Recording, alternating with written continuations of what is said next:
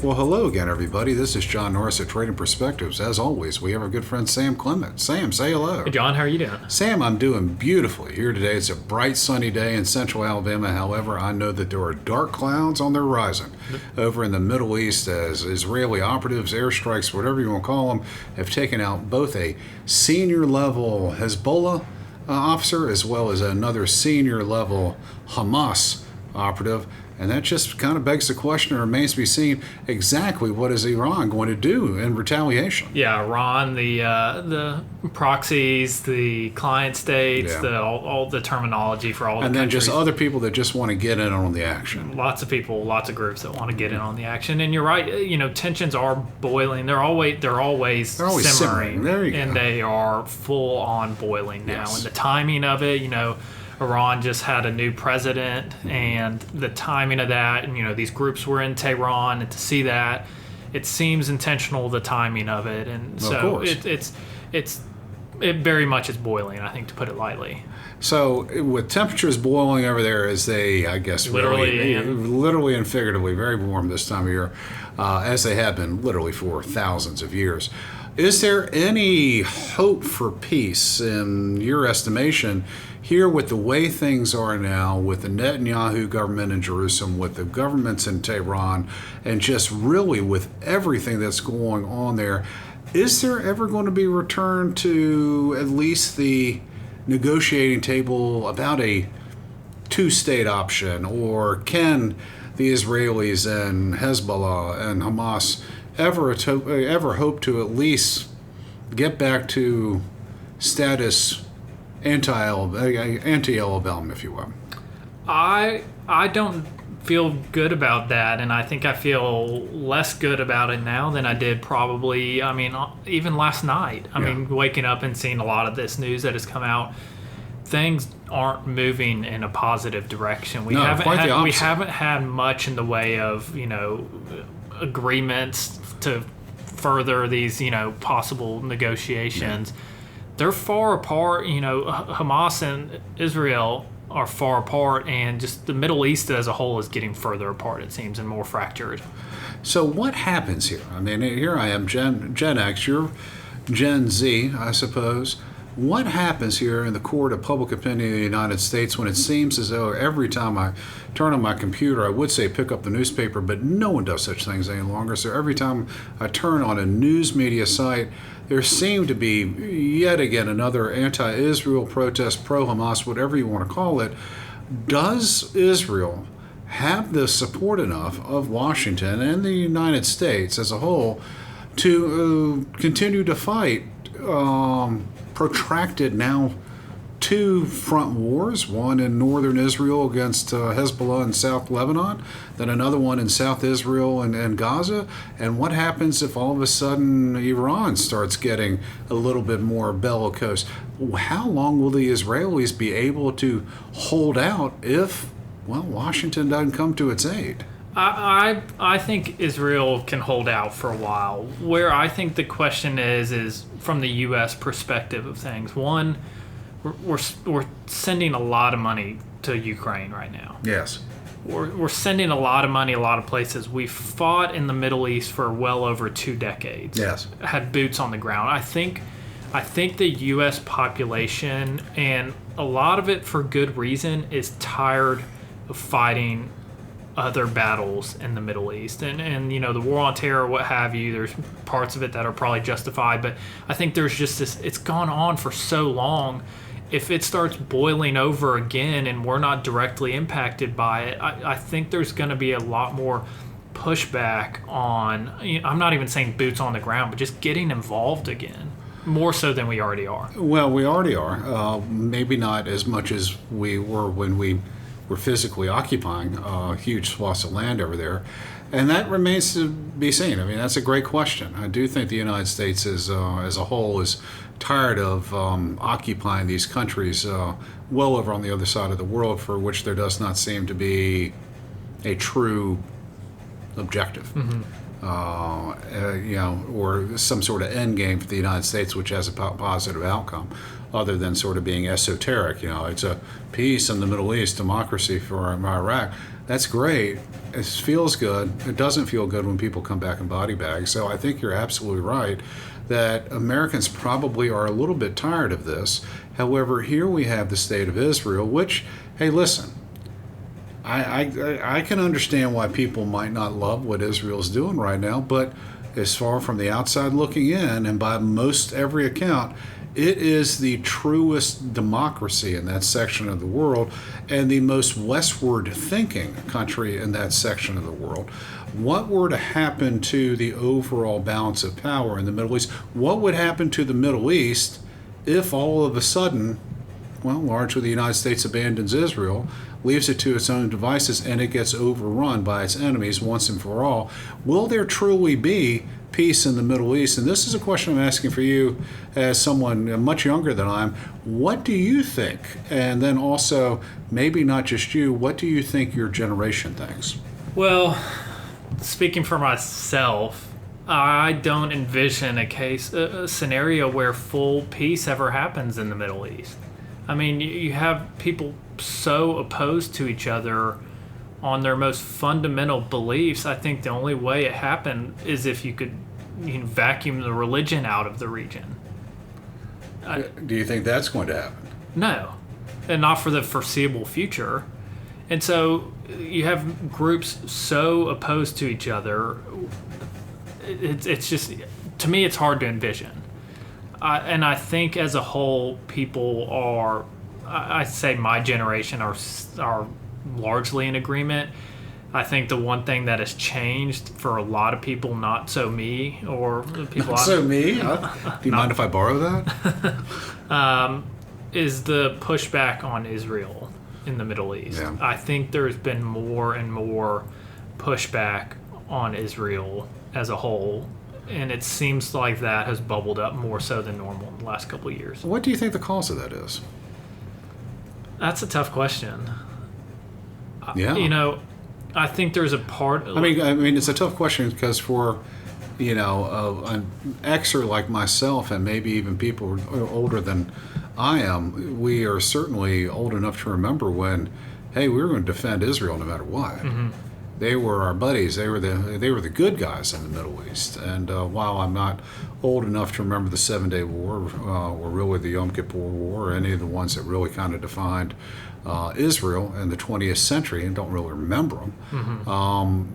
They were still loomed larger in the public psyche than they do now, when Israel is now viewed as really almost a Western state in the Middle East, viewed as a Western power, an occupier, and what have you, whereas it's been within my lifetime when they were considered the victim. Now they are the victor, mm-hmm. and the court of public opinion, at least in a lot of the United States, has swung pretty mightily against them. And is that the reason why? Do you think so many young people are against Israel? Because they are no longer the true victim of enemies on all sides, that they are viewed as the victor because they've been so successful, not just in previous wars, but then also in their economy and, dare I say, their society? It's, to me, undoubtedly a large part of it. I mean, I think there's probably other things, and it gets bubbled up more when they probably do some things that they shouldn't do, or some people would argue they shouldn't do. But that's what happens when you are viewed. I'm not saying they are, when you're viewed as the victor or the oppressor at times, that your margin for error becomes basically zero in the public opinion. Now, and that you mentioned being the victor relative to the victim. I mentioned it as well, and this is where I do think there is some sea change between the generations, in that the victor, when I was a kid, that's what you wanted to be. Mm-hmm. You wanted to be the winner. You wanted to be the champion. You wanted to be on the winning side. And now, however, it's almost seemed as a black mark if you are on the winning side, the champion, the country that's got the biggest guns and the most toys and what have you. That is almost the bad thing. When did this shift come about, and why does it seem to be such a issue for your generation?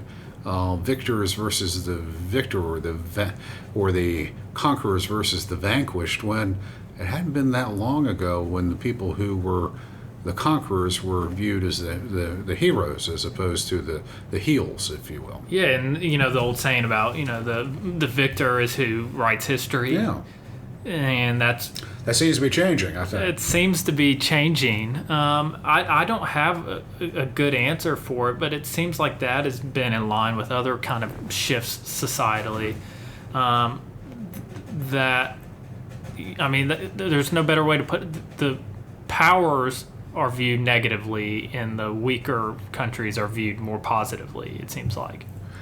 And yet, would you say it's fair to say that the reason why countries are more powerful and wealthy has to do more with the inclusivity of their institutions and their economy as opposed to those countries which are more poor? So wouldn't you be able to make the argument, this is speaking from a capitalist old Gen Xer, that the reason why countries are powerful, the reason why they are conquerors, the reason why the United States is the world's hegemon has more to do with their society as a whole being more free, more egalitarian, open to more opportunity as compared to a lot of the poorer countries around the world. So couldn't I make the point to someone of your generation, well, the reason why Israel is as successful as it is because its society is so much more fair and inclusive compared to the countries around it and compared to their neighbors, these people.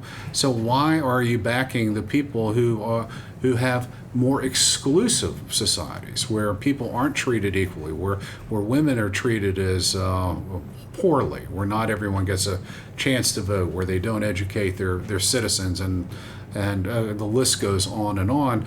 How is it that the Israelis are the bad guys in that scenario? And that's something I just simply can't answer as my generation. I'm not sure you can either, but I'm looking at you kind of going, you're a younger guy, maybe you're in touch with the vibe. Well, we've talked about it, the things you need for a successful country. Yes. You need strong individual property rights, yes, the development of human capital. Yeah.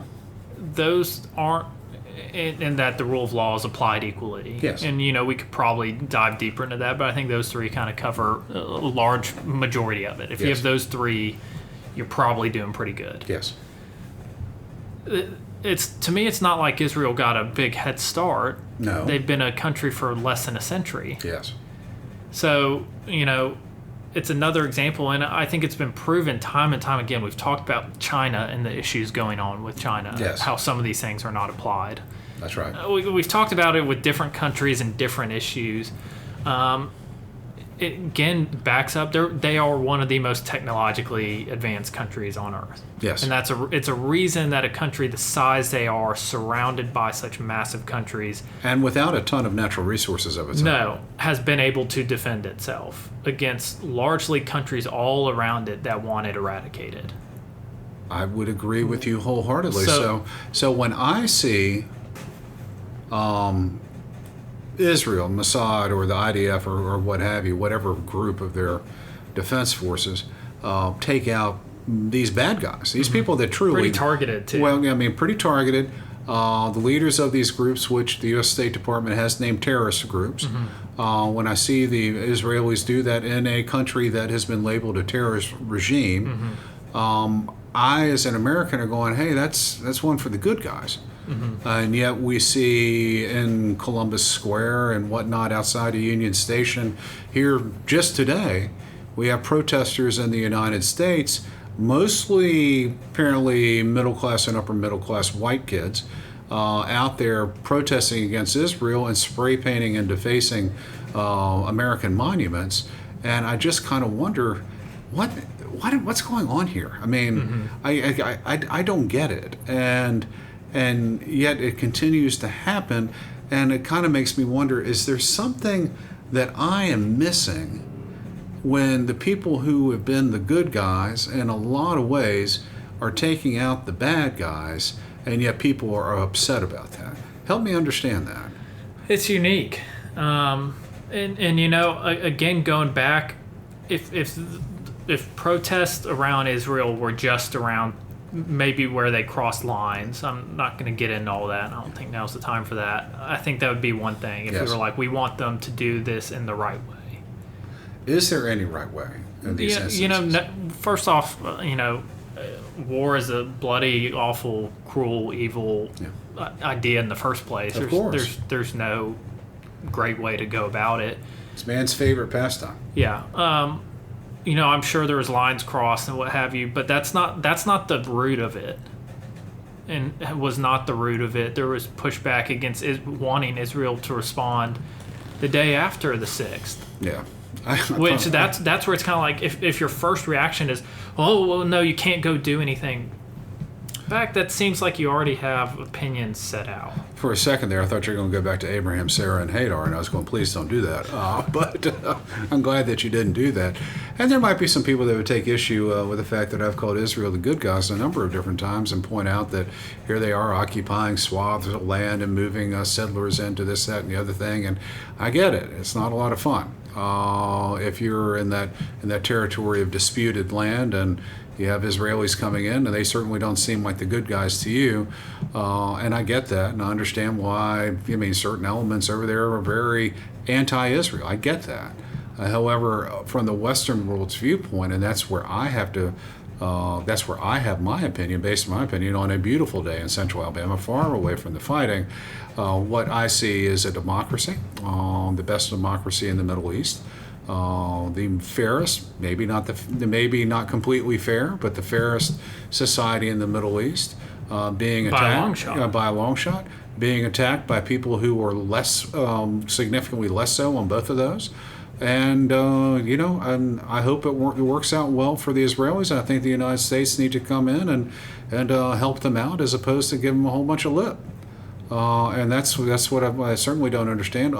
With that being said, no one wants this to turn into World War III in the Middle East, which it could have the potential of happening if Iran decides to go great gangbusters. And you know what? I don't know how long it would take, and I don't know what form it would take. I do know that it would be ugly at the end of it, and no one wants it. Yeah, was it Einstein who said he didn't know what the Third World War would be fought with, but the fourth will be sticks and stones? Yes, he did. Or someone. I know the quote. Maybe it's Einstein. Whoever. I think the point of it. We've gone a lot further along technologically, and I do think this is not crossing a line, but maybe to Tehran feels like this next level where previously there was the retaliatory missiles launched from Iran that were well planned out, and it was kind of the safe phase. Yeah. It seemed like. I feel like this is going to pull a stronger response from Tehran. Well, I think Israel's last response and Tehran's response and all this, that, and the other thing, I think that was maybe all of it was a little bit orchestrated, or at least sat on by the United States largely, and maybe some other powers. This one feels a little different, at least from the newspaper articles and the news media outlet articles which I have read. And I would be surprised if Iran's response is as muted this go around. I think the population will demand more. And if it is as muted as the last time, maybe we have vastly overrated Iran's true military capabilities. Yeah, I think we'll see. I think it's going to be a couple weeks. These are not things that are typically responded to hastily. So I think we'll see. But, I do think something like this that seems more of a surprise shocks the system of Tehran, of Iran as a whole, the Ayatollah, everybody. I think it is a more shocking thing. The response, I think, is going to be different and probably stronger. And so I don't think it's going to be this checked it off the list that we responded kind of thing that it felt like last time. All right. Now, since we do have the potential, very real possibility for escalation in the Middle East, which might swallow up the United States' participation, somehow envelop us in some form or fashion, I'd say that's a greater threat than the United States finally getting called into Eastern Europe. I just don't see a bunch of boots on the ground and frontline American troops against the Russians. I don't think we want to get there, but I think we could get swallowed up in that mess a lot quicker over there. So I'm going to ask you another generational question now. You got a sweet little baby now and a wife, so you would not be one of the first ones called up, but your generation would be the first ones called up. How do you feel about your generation's willingness to eventually perhaps be conscripted or otherwise drafted to go fight in a war in the Middle East, which frankly we don't have a lot at stake in terms of sovereignty at all? Zero appetite. I mean, and I think this last 20 years, I think I'm on the young end of being able to. I could have, if I enlisted when I was 18, gone over, I'm sure. But the tail end, the younger part of my generation is not really having had the opportunities to almost have that different perspective that I think you see from a lot of these people that were 30 and 40 and politicians now, some of which I think more the ones you hear from, soured on the purpose of it. They saw awful things. They came back without limbs. They saw the futility of it all, the no objective. Yes, going and over I there, think and you leave Afghanistan, bunch of dead bodies, and what did we get for 20 years? Yeah, the next week it's back to the Taliban. So, but the futility of it, I think, is a good way to put it. That I don't think we will have the same appetite for it. I think politicians in their 50s and 60s and 70s in their 60s and 70s. The 60s and 70s and 80s. Come on, buddy, come on. But you get Hold on a second while we have an impromptu review. You get my point, though. Yeah, it's unfortunately, I do. The people who were the boots on the ground serving have different viewpoints of it than the people who told them to go serve. Basically, what you're saying is young men get to fight old men's wars. That's a great way to put it. Yeah, and so I think you're absolutely right on that. I think that there is a complete erosion of trust in all kinds of institutions. The U.S. military is not immune for that at all. I think trust in the U.S. military is at a low point since the Vietnam War, if not even lower than that. Mm-hmm. Trust in our nation's institutions is at a nadir as well. And so when I take a look at all these things, I think Washington better be pretty careful with this foreign policy, understanding that the population as a whole, especially those people who are going to be asked to bear weapons, really don't have a lot of faith in what's going on right now. And to ask people who don't have a lot of faith in what you're doing, to ask them to go risk their lives for a section of the world which they don't really care that much about, over issues that predated them and there was no clear-cut solution there, that's going to be a real tough call for people of your organization, regardless of how Iran plays this out. And I'm not sure right now if the U.S. military has the capability in order to fight all of these wars around the country, and could end up being a 3 and 4 front situation. We're already having trouble recruiting people. Right.